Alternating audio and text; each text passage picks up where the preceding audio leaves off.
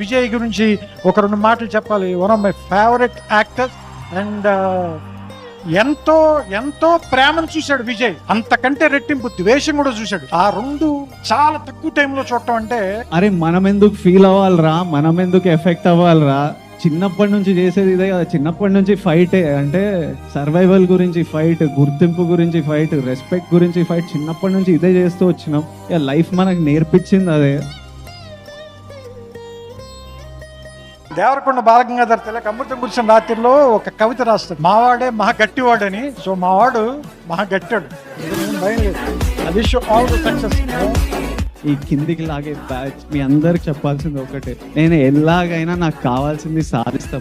On that note I don't want to be in a dull mood, on a happy mood. What's up my rowdy boys.